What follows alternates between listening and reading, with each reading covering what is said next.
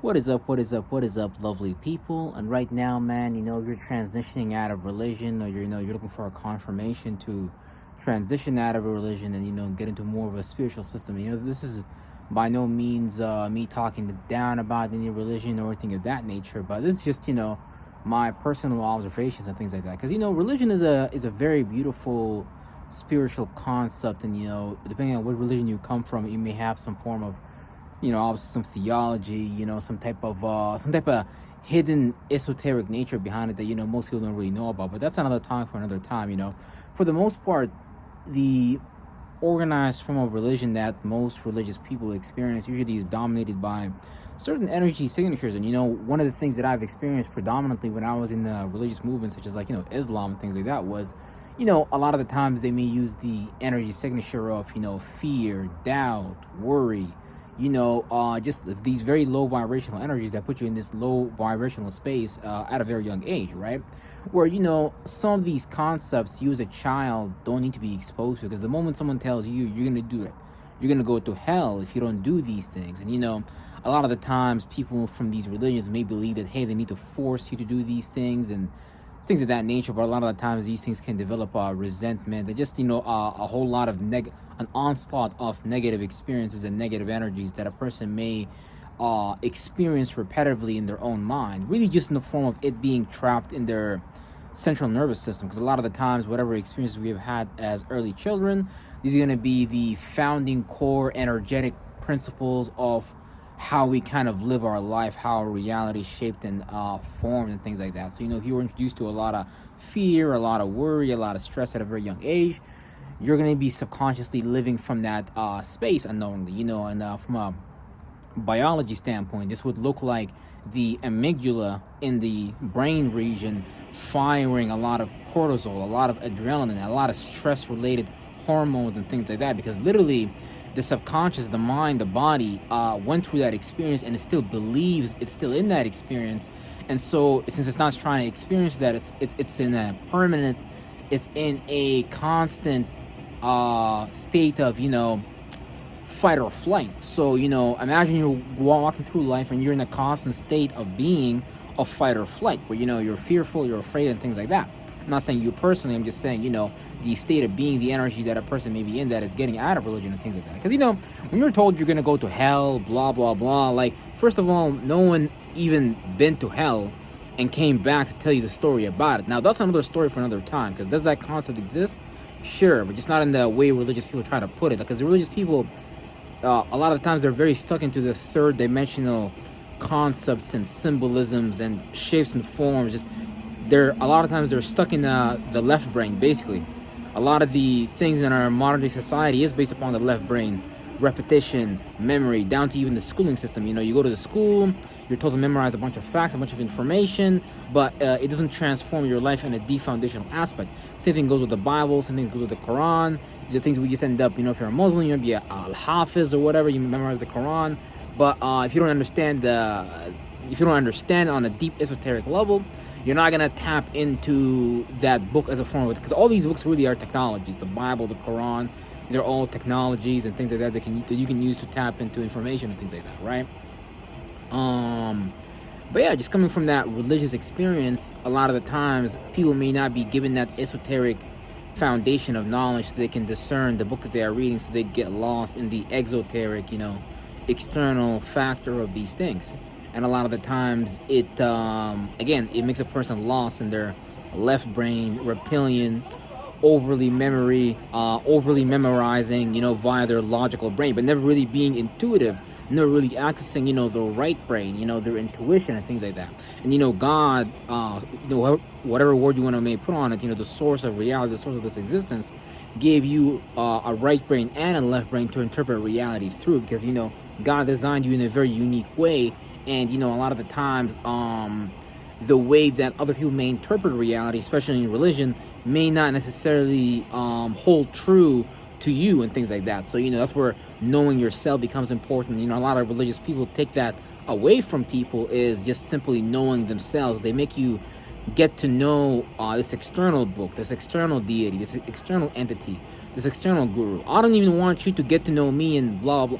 I mean, that's great and all that, but what's the point? The point is for people to get to know themselves. So when I say I don't really care if people get to know me, I just mean like the point of this whole thing is just to get people back in a space where they know themselves and they can build from a space where they're building with their purpose, they're building with their attribute, their characteristic, they're building with their nature, because I don't really want to get into the topic of magic and spirituality and all that.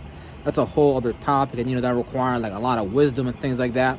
But yeah, just in terms of transitioning out of religion and stuff like that, at the earliest point, you're gonna notice that you're gonna be indoctrinated, following a doctrine without. It's like it's basically like following the law without knowing why the law was put there, type shit, where like no one's gonna explain to you why, blah blah blah. Here, just do these things, and you're forced to do these things, and if you step out of line, boom, here comes the punishment system and things like that, right? So and again, a lot of the times people continue to practice religion and continue to dwell within the religious belief system just because subconsciously it becomes the sheltering, the safety system that as long as they're under, they feel and again, the reason why they're under that safety sheltering system is really because of fear, worry, and doubt. And so the mechanism a religious person uses to deal with reality is by being underneath the religion, is by being underneath some type of book of laws without them even knowing what it's talking about.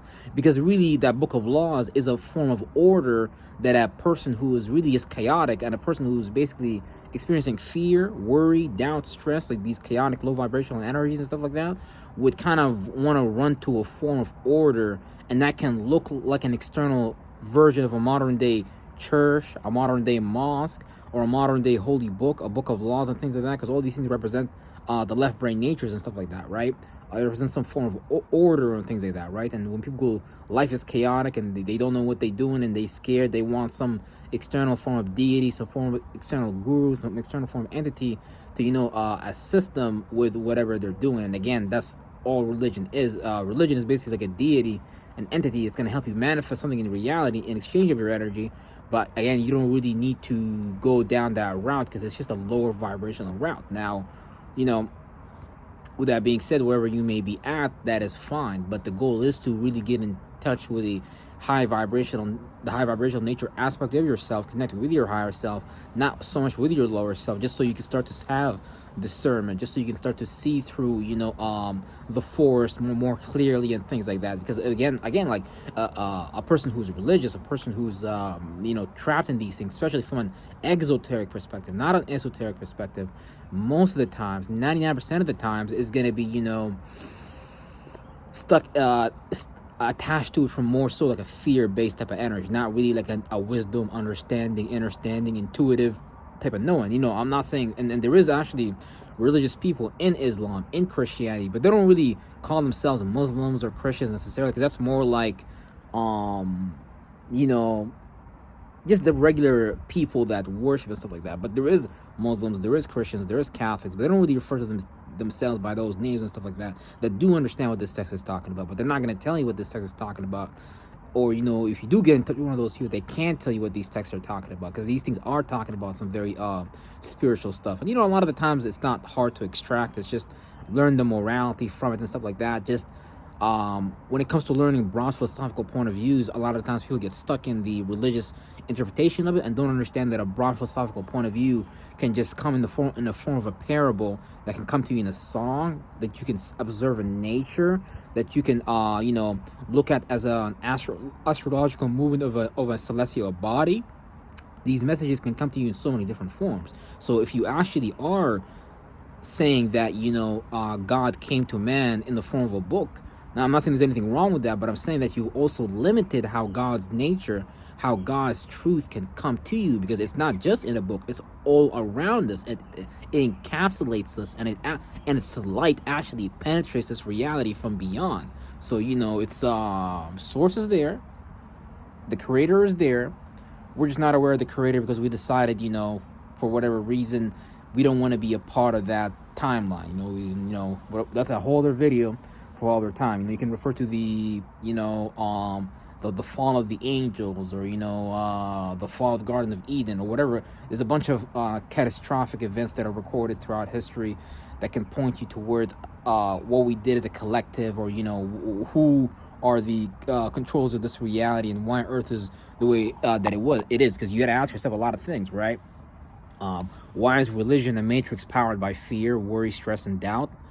And if so, and if it's not, and if not, if it's not by love, it's not by these things, then what world are we really in? Because it tells you in the Bible that the devil or God or Satan has transformed his ministers into angels of righteousness, into angels of light.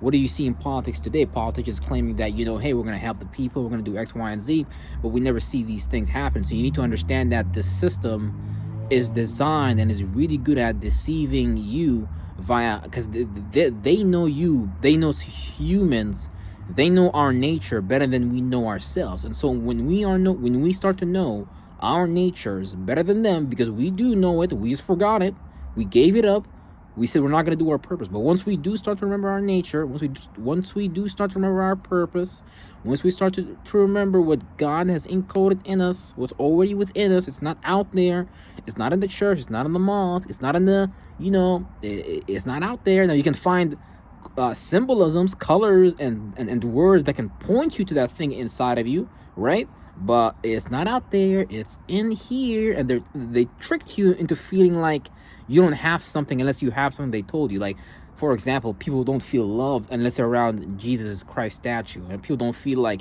something is gonna go right in their life, unless they practice this word from a religious manuscript, or from a holy order, or whatever people choose to follow. You don't have to give that power to anyone in reality other than yourself. You don't have to give that power to no external. You don't have to give that power to your girlfriend.